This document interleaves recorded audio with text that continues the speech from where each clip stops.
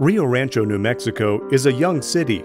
Its first housing was completed in 1963 and it was incorporated as a city in 1981. Since then, Rio Rancho has seen tremendous growth. In the past 30 years, Rio Rancho has grown to become the third largest community in the state, with strong schools and job opportunities.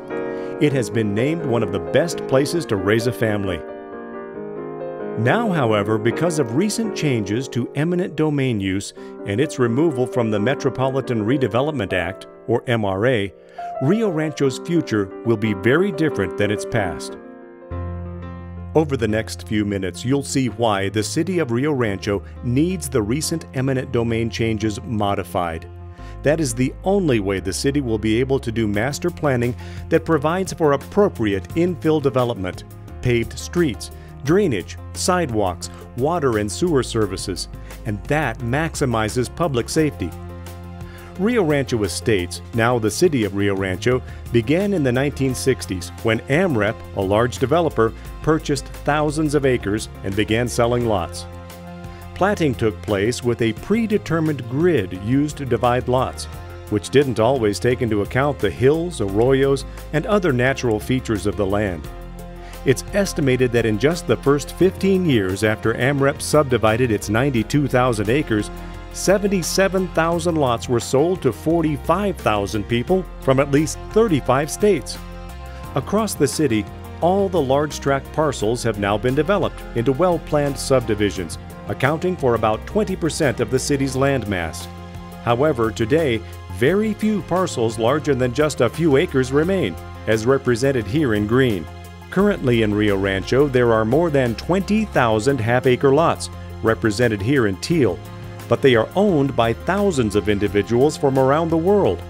That puts the city at a unique crossroad in the state of New Mexico.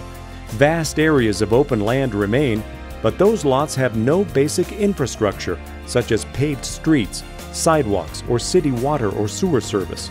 The lots are an example of obsolete and impractical platting and scattered ownership. Currently, eminent domain can only be used when it is proven that a threat endangers the health, safety, and welfare of persons due to erosion, flooding, and inadequate drainage. Among the thousands of undeveloped acres in Rio Rancho, some individual lots, such as those in arroyos, might still qualify under current eminent domain provisions. However, the city will be unable to master plan infill developments in order to correct that legacy of impractical platting, a legacy that other New Mexico communities do not have.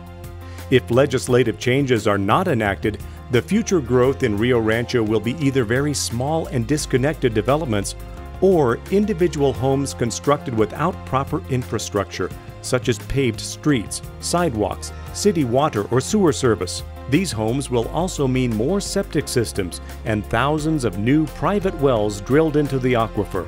Small disconnected developments will continue to be built, but private developers who accumulate property may have to leave empty lots in the center of an area from a non-participating landowner. Public safety concerns increase as areas with obsolete and impractical platting continue to develop. In addition to continuing to stretch resources to serve a community spread out over more than 100 square miles, with miles and miles of open space in between existing development, the building of homes along these dirt roads and hilly terrain creates a serious concern for the access of emergency services. During the floods of 2006, one area of Rio Rancho where thousands of individual homes are built on unimproved lots along dirt roads, millions of dollars in flood damage occurred to public and private property.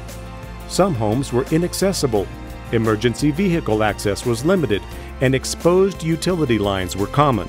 However, downhill and downstream from that severe widespread damage, the River's Edge subdivision, a master-planned community, had no flood damage. In the past, before changes to eminent domain and the MRA were made, Rio Rancho used the MRA to master plan infill projects and quality of life components such as paved roads, curbs and gutter, access to city water and sewer services, sidewalks, and street lighting that thousands of residents now enjoy. In Cabazon, the state's largest metropolitan redevelopment project, Approximately 1,300 irregularly shaped lots, platted more than 40 years ago without improvements or utilities, were combined. Today, Cabazon is nearly built out, with almost 3,000 homes, beautiful parks and trails, planned drainage, plus a public recreation center and a developer-funded wastewater reclamation facility.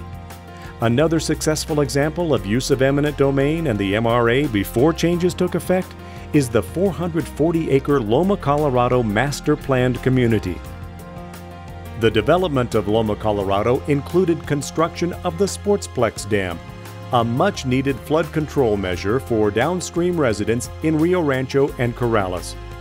The dam area provides recreational facilities in addition to flood control. Combined, the Cabazon and Loma Colorado projects generated only 11 property owner challenges to the purchase and acquisition of their property. In each instance, the matter was resolved through mediation or negotiation. Today, with the current MRA law and eminent domain use restrictions, the Cabazon and Loma Colorado developments would not be possible. The proposed eminent domain and MRA legislation changes that Rio Rancho is seeking would be applicable to Rio Rancho only and would restrict use to vacant, unimproved land only, and only for lots with obsolete or impractical platting.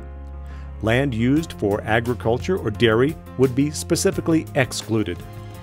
The changes the city is seeking support the rights of landowners and the need for public safety, health, and welfare. They are critical for Rio Rancho's future because of the community's unique land ownership pattern, and so that all future development takes place in a manner that is in the best interest for the community as a whole. We urge you to be engaged in this discussion and communicate with elected officials. Your support is key to ensuring Rio Rancho's future.